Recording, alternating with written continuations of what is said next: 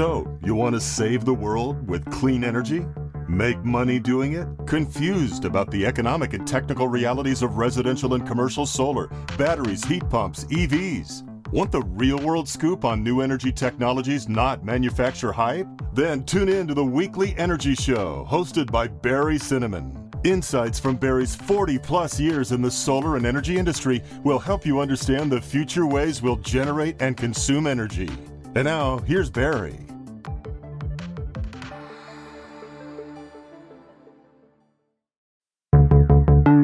So, you want to save the world with clean energy? Make money doing it? Confused about the economic and technical realities of residential and commercial solar, batteries, heat pumps, EVs? Want the real-world scoop on new energy technologies, not manufacturer hype? Then tune in to the Weekly Energy Show, hosted by Barry Cinnamon. Insights from Barry's 40-plus years in the solar and energy industry will help you understand the future ways we'll generate and consume energy. And now, here's Barry.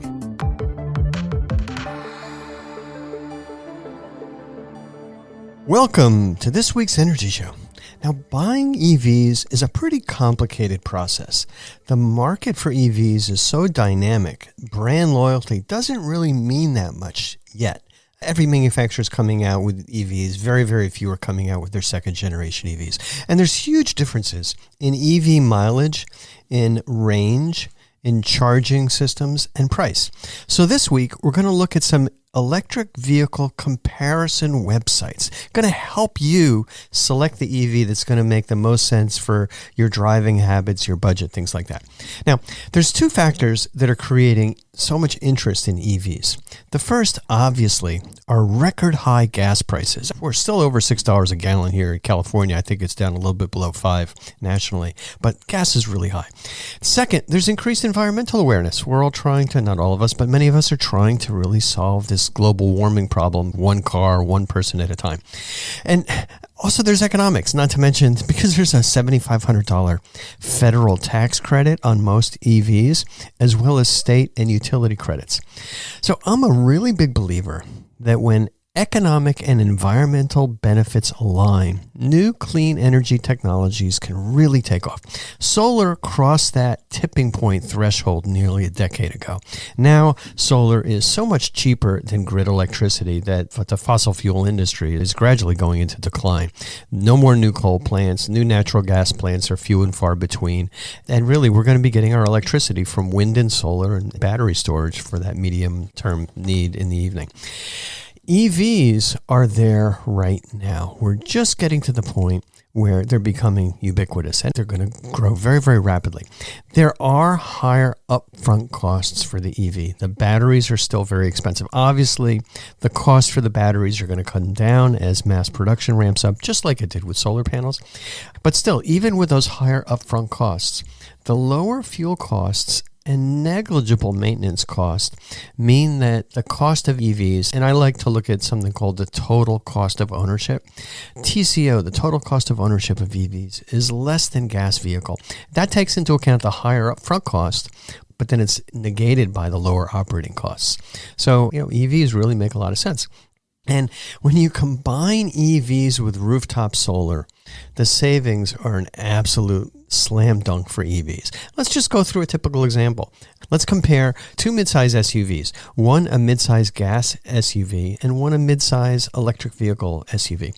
So here are the specs. Gas SUV has an 18-gallon tank, 23 miles per gallon combined. That's combined city and highway. The electric vehicle SUV has an 88 kilowatt hour battery, 270-mile range, and a 90 MPGE combined. We'll talk about what MPGE combined is. That's just basically similar to MPG for gas cars, but it's an electric vehicle rating. So here's what happens. You fill up the tank of the gas SUV, $5 a gallon gas. It costs $120 to fill that tank completely up. You can then drive 414 miles on that tank, and it's going to cost you 29 cents a mile in fuel costs. Now, let's look at that electric vehicle. If you fill that electric vehicle battery up at 30 cents a kilowatt hour, an 88 kilowatt hour battery, 30 cents a kilowatt hour kind of typical for lower end California electric costs. It might be higher at some place during the evening. It might be cheaper at night. That's actually a kind of a low number for filling up when you're traveling. But if you were to fill up that EV's battery at 30 cents a kilowatt hour, it costs $26. You can drive 270 miles, and it's going to cost you 10 cents a mile to drive that EV, compared to 29 cents a mile to drive that gas SUV. Take the example one step further. Let's say you filled up the battery with solar, your own rooftop solar, at 10 cents a kilowatt hour. That 10 cents a kilowatt hour, in my view, is on the high side. Many of the systems we're putting in right now are down around 6 or 7 cents a kilowatt hour. But let's say you've got an older solar system you're filling up, and your average cost of electricity is 10 cents a kilowatt hour. It'll cost you only $9 to fill up that EV battery. That's 3 cents a mile, compared to 29 cents a mile for the gas. The EV filled up with solar is almost 10 times cheaper to operate. All right, so the benefits are compelling of EVs. That's why they're really starting to take off, even though they're pricey and there's some limited availability. So what EV should you buy?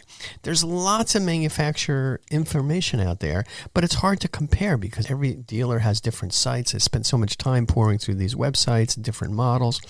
So you have to kind of look at what the specifications are, plus you want to look at what the EPA ratings of EVs are in terms of MPGE, that's miles per gallon electric equivalent. So on this week's show, we're going to be looking at several EV rating sites.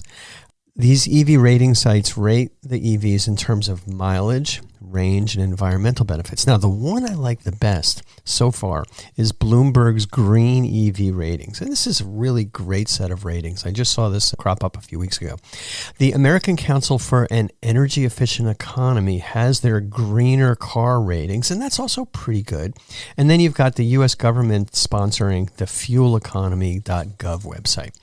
So let's just start with the fueleconomy.gov website. From the U.S. government, every EV is rated, every car is rated on there, and you can see what their miles per gallon electric is. Now, let's just talk about what MPGE is. Now, you know what miles per gallon is? It's how many miles a car can drive on a gallon of gas. MPGE is the miles per gallon equivalent for electric, and it's calculated by the miles an EV can go based on 33.7 kilowatt hours of energy. What a random number, 33.7 kilowatt hours. But what that really represents is that's the amount of energy in a gallon of gasoline. So it's actually a pretty good way to rank the efficiency of various EVs. Now, the weird thing is EVs have better mileage in the city than on the highway. They're similar to hybrid cars in that regard. The reason is that EVs and hybrid cars use a regenerative braking system. That means when you step on the brakes, you're not actually compressing the brake pads on the disc brakes. You're actually starting a little generator that slows the car down, and that energy is sent back to the battery. So when you step on the brakes, the car's energy that it took to accelerate it is now recaptured, maybe 80%, and stored back in the battery. So you don't lose that energy. Whereas with gas cars and stop-and-go city driving, every time you put your foot on the brake, you're generating heat on the brake pads, and basically that heat is never recovered. It's wasted energy. So in stop-and-go city driving, during the stop part of an EV and a hybrid, you're actually recapturing most of the energy that was used to make the car go again. So you get better mileage in the city on the highway. On the highway, you're just cruising along at 65, 70 miles an hour, and it doesn't matter whether it's a gas car or an EV, you're basically using the energy in the gas car or the battery to push that car quickly through the air. And there's a drag. It's the same on both kinds of cars.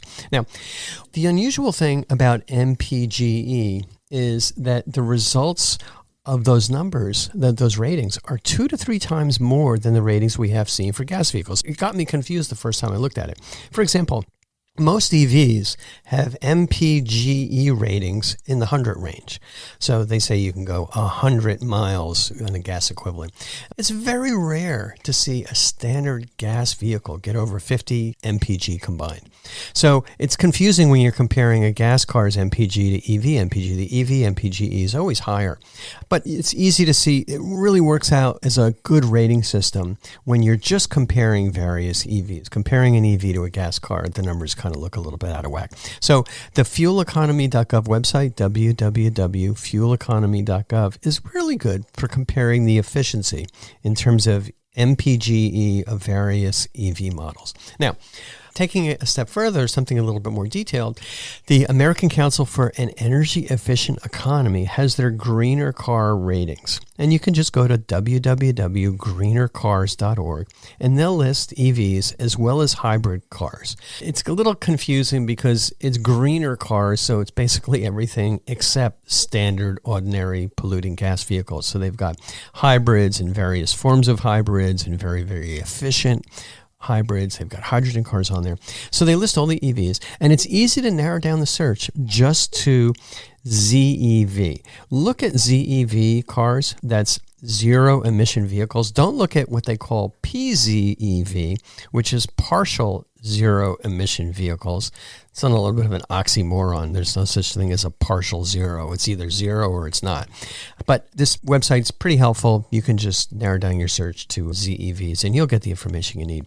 So Greener Cars lists MPGE for city and highway, and they also rank all the vehicles using their own Green Score system. And the Green Score is a life cycle assessment of all the environmental impacts of the vehicle. So you can kind of think of it as sort of a cradle to grave ranking using standardized data for all vehicles. This is where it gets a little tricky, is finding the standardized data for all vehicles.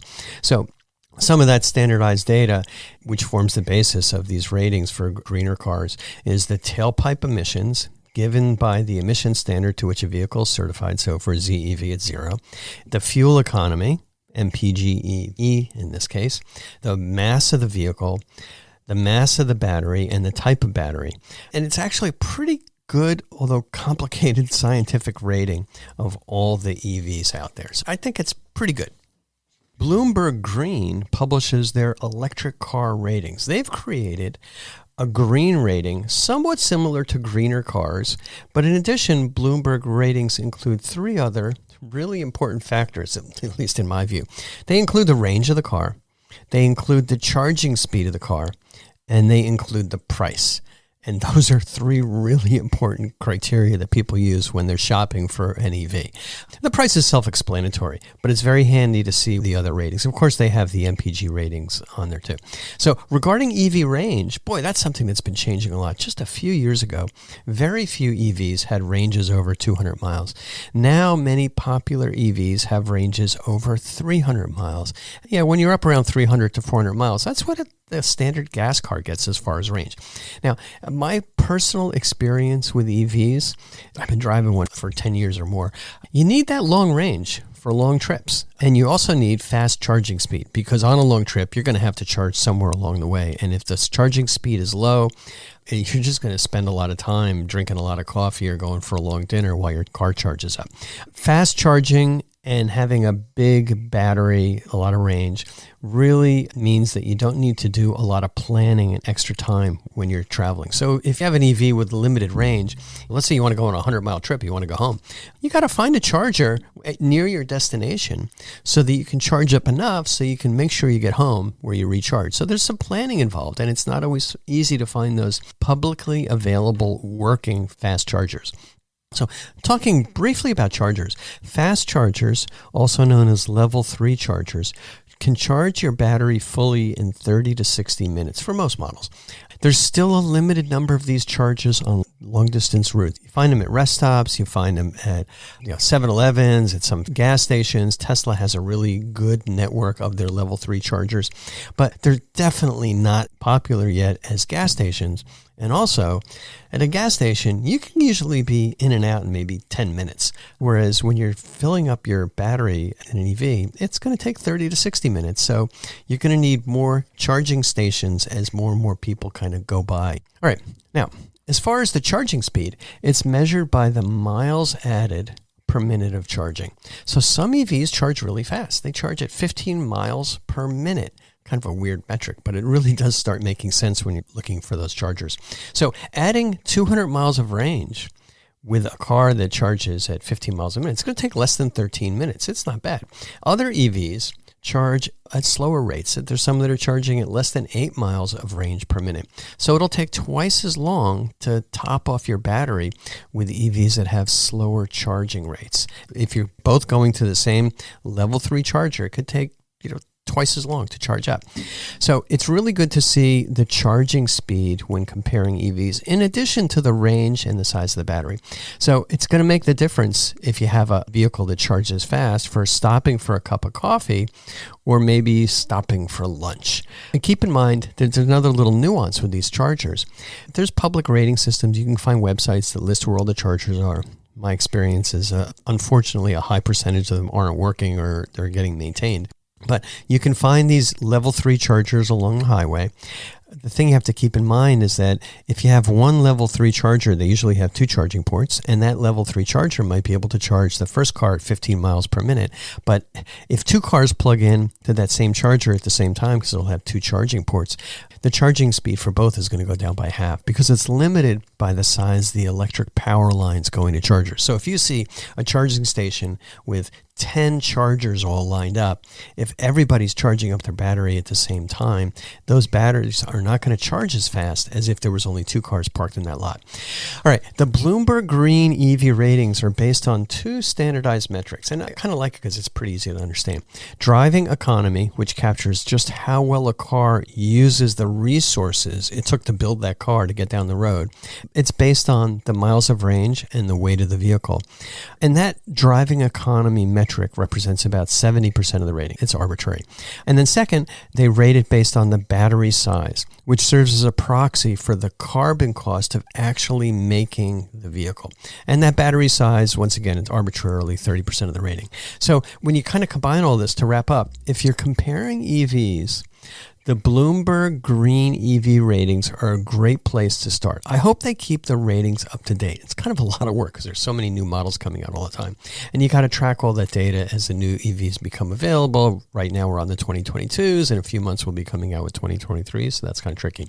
But I really like the ratings. One thing I'd like to see is something that would indicate the performance of the car. In addition to the range, the charging speed, and the price, a lot of people are looking at, well, how quick is the car? What's its 0 to 60 time?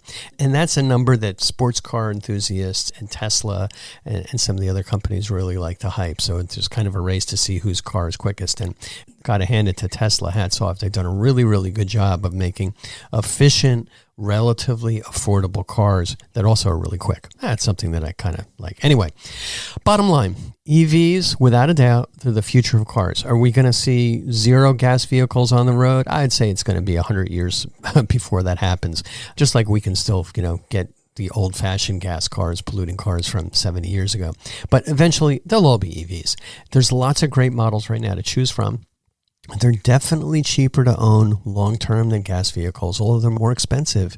The fuel and the maintenance costs are much cheaper, especially if you charge up with rooftop solar. So remember my previous example.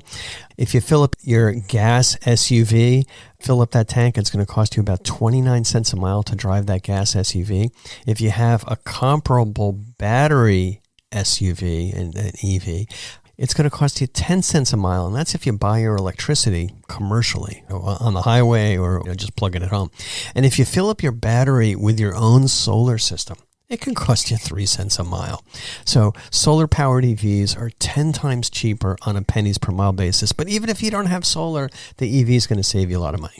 So that's all the time we have on this week's Energy Show. And if you missed any of today's show, you can always go to our website at cinnamon.energy and listen to the podcasts.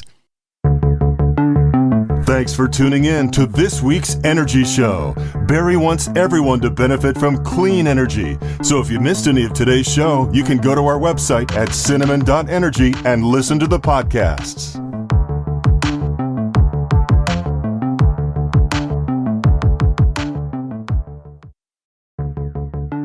So, you want to save the world with clean energy? Make money doing it? Confused about the economic and technical realities of residential and commercial solar, batteries, heat pumps, EVs? Want the real-world scoop on new energy technologies, not manufacturer hype? Then tune in to the weekly Energy Show, hosted by Barry Cinnamon. Insights from Barry's 40-plus years in the solar and energy industry will help you understand the future ways we'll generate and consume energy. And now, here's Barry.